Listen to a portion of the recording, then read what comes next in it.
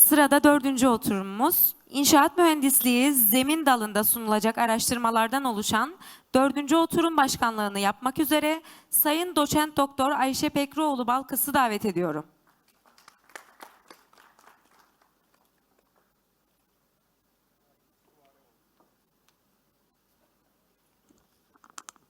Sayın dinleyiciler, malum zamanımızdan dolayı biraz hızlı gitmek durumundayım. 4 tane canlı yüz yüze yapılacak sunumumuz var. 2 tane de video gösterimi olacak. Dolayısıyla 4 canlı sunumdan sonra soru varsa alacağım.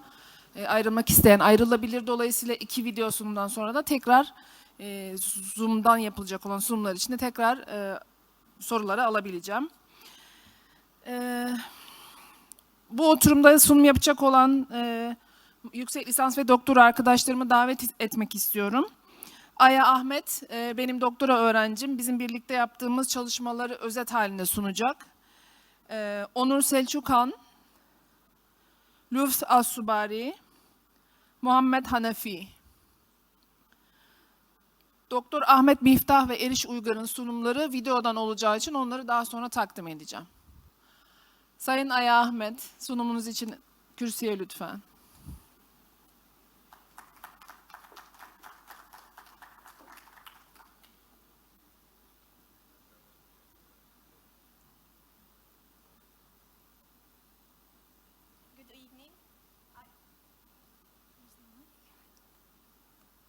Okay.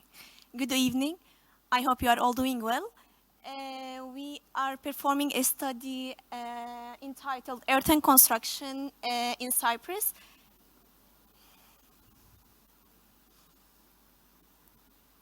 There is nothing. Okay. To start with, the use of more sustainable construction material and construction techniques, they play a major contribution to the sustainable construction industry. Thank you. Earthen construction has been used all around the world, and it become a major contribution and a sustainable form of construction industry. Almost 30% of the world population are living in earthen structures like Middle East, Western Asia, North Africa. Earthen construction or earth is made up of sand, clay, water, and some kind of fibrous material like sticks and straws. As I mentioned, most of the people are living in earthen buildings like Nigeria. Other buildings in northern Nigeria, they cover almost 40% of the total land. For example, in Turkey, almost 20% of the current settlements are other buildings. Approximately 40% of the existing buildings in Portugal as well. I would like to show some of the stunning examples of earthen construction. Like this is a photo from Konya in Turkey. Here as well in Istanbul, in New Zealand as well. Here we can see some of the other buildings around the world. In China, in India as well. In USA, Australia, and there is a new project which is going on in Sijo. Here as well, the BKM's movie studio in Mola.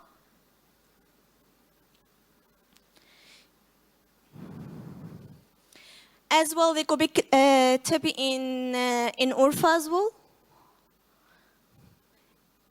In Uganda, the Children's Surgical Hospital as well. Okay. Interestingly, it was found that the earliest subsisting remains are in the northern Cyprus. And as you can see in this map, most of the island the brown color is the location where we can see other buildings.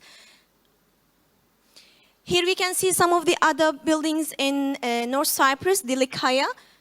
And the majority of North Cyprus is mountainous, and they are used as a construction in Cyprus. Here as well, we can see some of the photos of earthen buildings in northern Cyprus.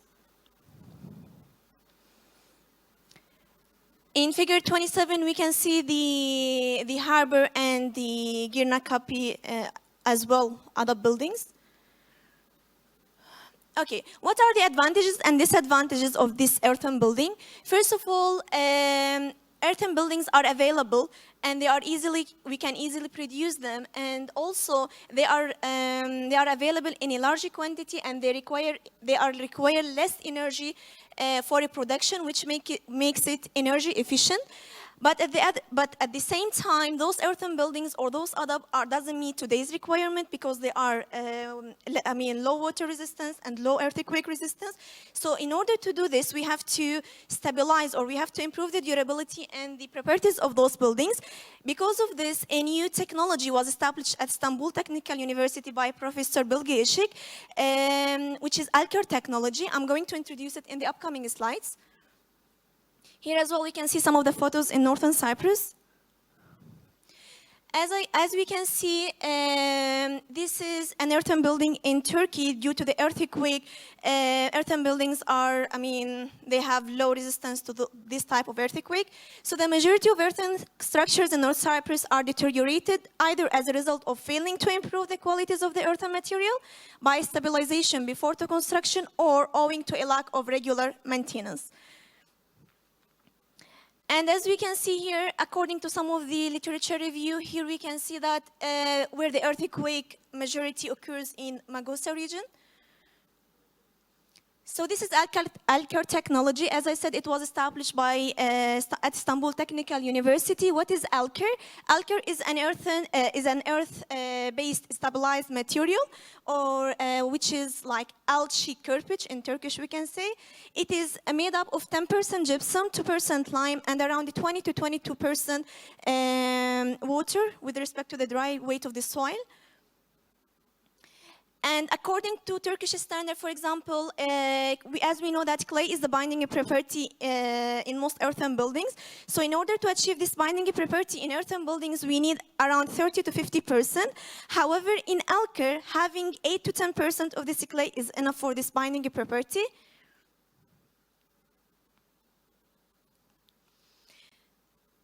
So gypsum reduces the amount of shrinkage in the building material, while Alker possesses durability required for the land-bearing wall construction. So Alker is lighter than the unstabilized earthen material because gypsum sets before the clay dries. Some of the properties of Alker: improved water absorption, improved mechanical properties, improved heat insulation, decreased the shrinkage. And as we can see here, those are the physical and mechanical properties of Alker. Thermal material: earth is one of the most important material to store heat, and because it has high thermal capacity, adobe is capable of holding excessive heat throughout the day and releasing it when the temperature decreases. So in order to compute wall thickness, we need something called thermal conductivity coefficient. When we are going to compare it with the concrete, the coefficient of thermal conductivity of adobe samples are lower than the thermal conductivity of the concrete. There was a study according to Pigments 2012, they mentioned that the coefficient of thermal conductivity, they already used the flow meter methodology in order to measure the thermal conductivity, which is mentioned in this table. As we can see, the coefficient of thermal conductivity in the gypsum sample, 10% gypsum sample, is lower than the plain sample. As we include lime to our sample, we can see that the coefficient of thermal conductivity decreases as well. This means that gypsum and lime helps with the heat insulation. In this figure, it was this figure already taken from Bilgi Hoca in 2008. It is about the cost and the emission comparison of exterior wall by using different different building material. And as we can see, the cost or the heat insulation or the thermal conductivity coefficient of Alker block is much better than the other building materials. Here there is a comparison between Alker and normal earthen construction, and as we can see that the energy required, for example, for adobe blocks is very low, and for the Alker is low in comparison to the concrete or the normal building material. Durability as well is very good for the Alker and adobe in comparison to the other construction material. At the same time, there was, according to Professor Ayşe Balkıs, she has performed a test by stabilizing the alkyl with polypropylene fiber and waste marble dust, and it has been revealed that the mechanical properties or the durability can be enhanced by using a specific percentage of those wastes and fibers. And as we know that most of the marble is acquired in 4 countries like Italy, China, India, and Spain.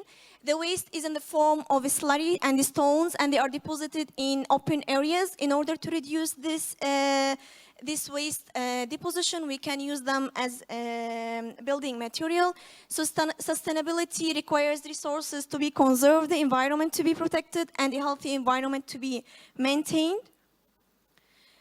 As you can see in this figure, we can see the waste marble dust and the polypropylene fiber. So increasing the amount of marble dust in additive production can be a good solution in order to prevent the excess usage of raw materials. Healthier buildings can be constructed by utilizing marble dust combined with additive.